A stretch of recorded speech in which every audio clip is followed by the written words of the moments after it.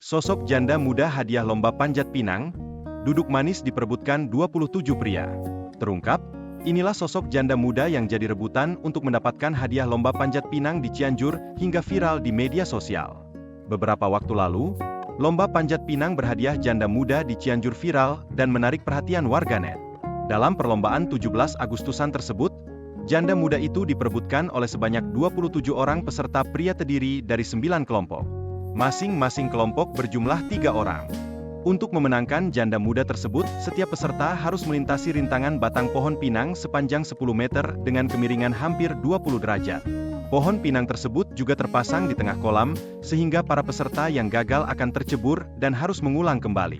Lomba tersebut terbilang nyeleneh hingga jadi perbincangan di warganet.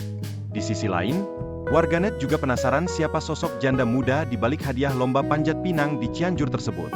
Janda muda tersebut duduk bak di atas singgasana bak putri yang diperebutkan pangeran.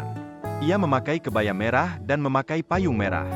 Janda muda berkebaya merah itu hanya duduk menyaksikan para peserta lomba panjat pinang itu berhasil meraihnya. Lalu, siapakah sebenarnya sosok janda muda yang jadi rebutan lelaki peserta lomba panjat pinang di Cianjur yang viral tersebut?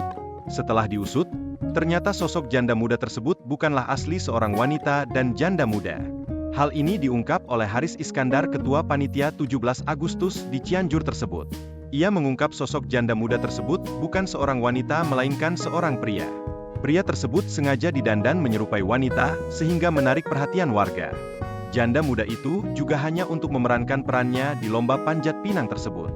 Kini, acara kreatif Panitia Agustusan itu pun rupanya sukses dan menarik perhatian warga sekitar untuk lebih antusias dalam memeriahkan HUT ke-79 RI.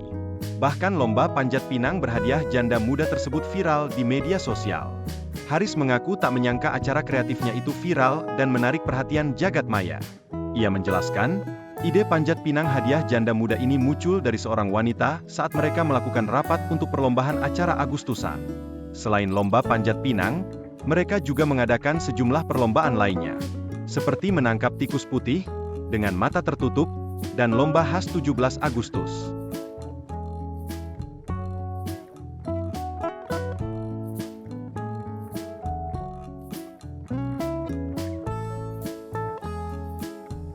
Download Tribun X sekarang, menghadirkan lokal menjadi Indonesia.